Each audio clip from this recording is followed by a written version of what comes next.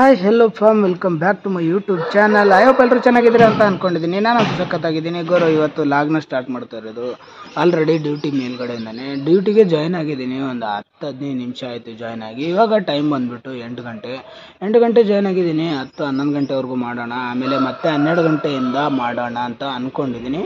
10 ಗಂಟೆಯಿಂದ 12 ಗಂಟೆವರೆಗೂ ಸ್ವಲ್ಪ ಎಡಿಟಿಂಗ್ ಕೆಲಸ ಎಲ್ಲ ಇರೋದ್ರಿಂದ ಅದಕ್ಕೆ 10 ಗಂಟೆಯಿಂದ 12 ಗಂಟೆವರೆಗೂ ಬ್ರೇಕ್ ತೊಗೊಳ್ಳೋಣ ಅಂತ ಅಂದ್ಕೊಂಡಿದ್ದೀನಿ. ನೋಡೋಣ ಡೇ ಹೇಗಿರುತ್ತೆ, ಏನು ಕತೆ, ಏನು ಸಮಾಚಾರ, ಇವತ್ತಿನ ಅಪ್ಡೇಟ್ಸು ಬರ್ತಾ ಇರುತ್ತೆ, ನೋಡ್ತಾ ಇರಿ. ಹಾಗೆ ನಾನು ಮಾಡ್ತಾ ಇರುವಂಥ ಲಾಗ್ಸು ನಿಮಗೆಲ್ಲ ಇಷ್ಟ ಆಗ್ತಾಯಿದೆ ಅಂತ ಅಂದ್ಕೊಂಡಿದ್ದೀನಿ. ಲಾಗ್ಸ್ ಎಲ್ಲ ಇಷ್ಟ ಆಗ್ತಾಯಿದ್ರೆ ಶೇರ್ ಮಾಡಿ, ಲೈಕ್ ಮಾಡಿ, ಕಮೆಂಟ್ ಮಾಡಿ. ಏನು ತಪ್ಪಿದೆ, ಏನು ಕರೆಕ್ಟ್ ಇದೆ, ಯಾವ್ದು ಇಷ್ಟ ಆಗ್ತಾಯಿದೆ ಎಲ್ಲ ಕೂಡ ನನಗೆ ಹೇಳ್ತಾ ಹೋಗಿ. ಅದೇ ರೀತಿ ನಾನು ಕೂಡ ನಿಮಗೆ ಇವತ್ತಿನ ಡೇನ ಅಪ್ಡೇಟ್ ಮಾಡ್ತಾ ಹೋಗ್ತೀನಿ.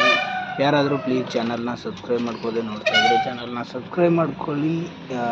ಮತ್ತು ನಿಮ್ಮ ಫ್ರೆಂಡ್ಸು ಮತ್ತು ಫ್ಯಾಮಿಲಿ ಕೂಡ ನನ್ನ ಒಂದು ಚಾನಲ್ನ ಸಜೆಸ್ಟ್ ಮಾಡಿ.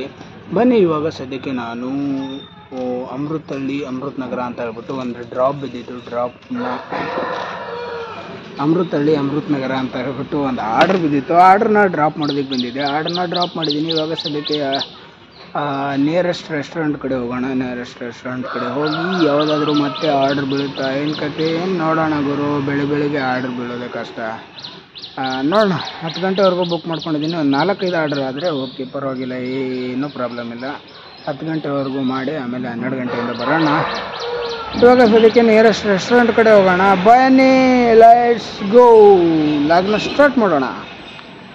ಸೊ ಗೈಸ್, ಇವಾಗ ಇಲ್ಲೊಂದು ಆರ್ಡ್ರ್ ಬಿದ್ದಿದೆ. ಕೆಫೆ ಅಮುದಮ್ ಅಂತ ಹೇಳ್ಬಿಟ್ಟು ರೆಸ್ಟೋರೆಂಟ್ನ ಹೆಸರು. ಆ ಒಂದು ರೆಸ್ಟೋರೆಂಟ್ಗೆ ಆರ್ಡ್ರ್ ಬಿದ್ದಿದೆ. ಪಿಕ್ ಮಾಡೋದಕ್ಕೆ ಬಂದಿದ್ದೀನಿ. ಆರ್ಡ್ರ್ ಏನೋ ರೆಡಿ ಇಲ್ಲ, ಅದಕ್ಕೆ ಕೂತ್ಕೋ ಅಂತ ಹೇಳಿದ್ರು. ಒಂದು 5 ನಿಮಿಷ ವೇಟ್ ಮಾಡಬೇಕು. 5 ನಿಮಿಷ ಅಂತ ಹೇಳ್ತಾರೆ, ಕೊಡೋದು 10 ನಿಮಿಷ 15 ನಿಮಿಷ ಆದಮೇಲೆ. ಈ ಥರ ಲೇಟ್ ಮಾಡಿನೇ ಸಿಕ್ಕಾಪಟ್ಟೆ ಆರ್ಡ್ರಸ್ಸು ಕ್ಯಾನ್ಸಲ್ ಆಗುತ್ತೆ. ಅಂದರೆ 2 ಆರ್ಡ್ರ್ ಬಿದ್ದಿರುತ್ತಲ್ಲ, ಆ ಟೈಮಲ್ಲಿ ಸೆಕೆಂಡ್ ಆರ್ಡ್ರ್ ಕ್ಯಾನ್ಸಲ್ ಆಗಿಬಿಡುತ್ತೆ. ಇನ್ ಕೇಸ್ ಫಸ್ಟ್ ಆರ್ಡ್ರ್ ಏನಾದರೂ ಲೇಟ್ ಆದರೆ. ಆಗಿದೆ ತುಂಬ ಸಲ ಈ ಥರ ಆಗಿದೆ. ನಾನು ಲಾಗಲ್ಲೂ ಕೂಡ ಹೇಳಿದ್ದೀನಿ. ಲಾಸ್ಟ್ ಒಂದು 2-3 ದಿವಸ ಹಿಂದೆ ಲಾಗಲ್ಲಿ ಹೇಳಿದ್ದೀನಿ. ಅದಕ್ಕಿಂತ ಮುಂಚೆ ಹೇಳಿದ್ದೀನಿ ಒಂದು 4-5 ಸಲ ಲಾಗಲ್ಲಿ. ಈ ಥರ ಆಗುತ್ತೆ, ಏನೂ ಮಾಡೋಕ್ಕೆ ಬರಲ್ಲ. ಇದು ಡೆಲಿವರಿ ಬಾಯ್ಗಳ ಒಂದು ದೊಡ್ಡ ಕಷ್ಟ, ಒಂದು ದೊಡ್ಡ ಪ್ರಾಬ್ಲಮ್ ಅಂತ ಹೇಳ್ಬೋದು. ರೆಸ್ಟೋರೆಂಟ್ ಅವರು ಆರ್ಡ್ರನ್ನ ತಗೊಂಡ್ಮೇಲೆ ಅದನ್ನು ರೆಡಿ ಮಾಡೋಕ್ಕೆ ಒಂದು 20 ನಿಮಿಷ ಆದರೂ ಬೇಕಾಗುತ್ತೆ. 20 ನಿಮಿಷದಲ್ಲಿ ರೆಡಿ ಮಾಡಿಕೊಟ್ರೆ ಅದು ನಮಗೂ ಕೂಡ ಚೆನ್ನಾಗಿರುತ್ತೆ ಮತ್ತು ಕಸ್ಟಮರ್ಗೂ ಚೆನ್ನಾಗಿರುತ್ತೆ. ಆದರೆ ಇವರು ಆರ್ಡ್ರ್ ತೊಗೊಂಡ್ಮೇಲೆ 1 ಅವರು ಅದಕ್ಕೆ ಟೈಮ್ ತಗೋತಾರೆ ರೆಡಿ ಮಾಡೋದಕ್ಕೆ. ಇಂಥ ಟೈಮಲ್ಲಿ ಏನಾಗುತ್ತೆ ಅಂತಂದರೆ ನಮ್ಮ ಒಂದು ಅರ್ನಿಂಗ್ಸ್ ಕಡಿಮೆ ಆಗೋದಾಗಲಿ ಅಥವಾ ಆರ್ಡರ್ಸ್ ಕಡಿಮೆ ಆಗೋದಾಗಲಿ ಆಗುತ್ತೆ. ಈ ಥರ ಪ್ರಾಬ್ಲಮ್ಸು ಎಲ್ಲ ಸ್ವಿಗ್ಗಿ, ಜೊಮ್ಯಾಟೊ, ಯಾವುದಾದ್ರು ಡೆಲಿವರಿ ಇದೆಯೋ ಎಲ್ಲ ಡೆಲಿವರಿ ಬಾಯ್ಸ್ಗಳು ಕಷ್ಟ ಇದೇನೆ, ಏನು ಮಾಡೋಕ್ಕಾಗಲ್ಲ. ಜೋಗಿಗೆ ಯೋಗಿ ಪಡೆದಿದೆ ಹೀಗೆ ಆ ಥರ. ಇವಾಗ ನೋಡೋಣ, ಆರ್ಡ್ರ್ ರೆಡಿ ಆದ ತಕ್ಷಣ ಆರ್ಡ್ರನ್ನ ಪಿಕ್ ಮಾಡ್ಕೊಂಡು ಹೋಗೋಣ. ಬನ್ನಿ. ಇವತ್ತು ಆರ್ಡರ್ಸ್ನ ಕೊಡ್ತಾಯಿದ್ದಾನೆ. ನಿನ್ನೆ ಸ್ವಲ್ಪ ಕಡಿಮೆ ಕೊಡ್ತಾಯಿದ್ದ. 2 ಗಂಟೆ ನಂತರ ಮತ್ತೆ ಚೇಂಜ್ ಮಾಡ್ದೆ. ಅಂದರೆ 2 ಗಂಟೆ ನಂತರ ಸ್ವಲ್ಪ ಜಾಸ್ತಿ ಸಿಕ್ತು ಆರ್ಡ್ರು. ಒಂದ್ರ ಮೇಲೆ ಒಂದು ಆರ್ಡ್ರ್ ಕೊಡ್ತಾಯಿದ್ದೆ 2 ಗಂಟೆ ಮೇಲೆ. 2 ಗಂಟೆವರೆಗೂ ಕಡಿಮೆ ಇತ್ತು ನಿನ್ನೆ. ಇವತ್ತು ಬೆಳಗ್ಗೆಯಿಂದನೇ ಸ್ಟಾರ್ಟು. ಚೆನ್ನಾಗಿ ಕೊಡ್ತಾಯಿದ್ದಾನೆ ಆರ್ಡರ್ಸು. ನೋಡೋಣ, ಇದೇ ರೀತಿ ಕಂಟಿನ್ಯೂಸ್ ಆಗಿ ಕೊಟ್ಟರೆ ಆಗುತ್ತೆ. ಇವತ್ತು 1,000ವರೆಗೂ ಆಗ್ಬೋದು. ನೋಡೋಣ ಕೊಡ್ತಾನ ಇಲ್ವಾ ಅಂತ. ಸೊ ಗೈಸ್, 2-3 ದಿವಸದಿಂದ IPL ಬಗ್ಗೆ ಮಾತಾಡೋಕ್ಕೆ ಆಗಿರಲಿಲ್ಲ. ಅದಕ್ಕೆ ಇವತ್ತು ಸ್ವಲ್ಪ ಟೈಮ್ ಇದೆ ನನಗೂ ಕೂಡ ಅಂತ ಹೇಳ್ಬಿಟ್ಟು ನಾನು IPL ಬಗ್ಗೆ ಮಾತಾಡಬೇಕು ಅಂದ್ಕೊಂಡಿದ್ದೀನಿ. ಈಗ ನೋಡ್ತಾ ಇರೋದು ನೀವು RCB ವಿನ್ ಆಗಿರೋವಂಥ ಒಂದು ಸಿಚುವೇಶನ್ನು. RRನ ಅವರ ಒಂದು ಮನೆ ಅಂಗಳದಲ್ಲೇ ಬಗ್ ಬಡ್ದಿರುವಂಥ RCB ತುಂಬಾ ಚೆನ್ನಾಗಿ ಬ್ಯಾಟಿಂಗ್ ಆಡಿದ್ರು ವಿರಾಟ್ ಕೊಹ್ಲಿ ಅವರು ಮತ್ತು ಫಿಲ್ ಸಾಲ್ಟ್ ಅವರು. ಅದರಿಂದನೇ RCB ಗೆಲ್ಲಕ್ಕೆ ಕಾರಣ ಆಗಿದ್ದು.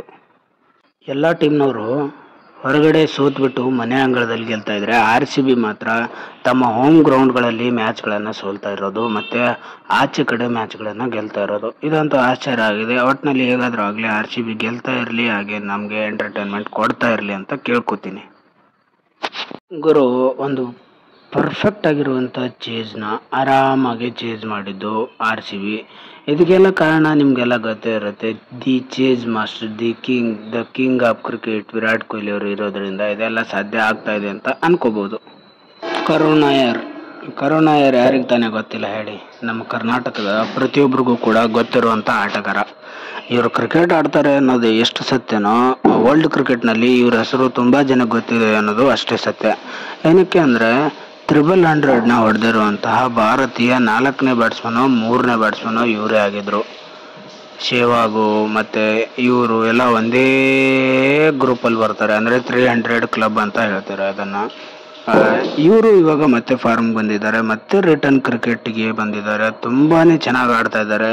ನಿನ್ನೆ ನಡೆದಂತಹ ಡೆಲ್ಲಿ ಮುಂಬೈ ಮ್ಯಾಚಲ್ಲಿ ಜಸ್ಪ್ರೀತ್ ಬುಮ್ರಾಹ್ನ ಹಿಗ್ಗ ಮುಗ್ಗ ಹೊಡೆದಿದ್ದು ಯಾರು ಕೂಡ ಹೊಡೆದಿರಲಿಲ್ಲ.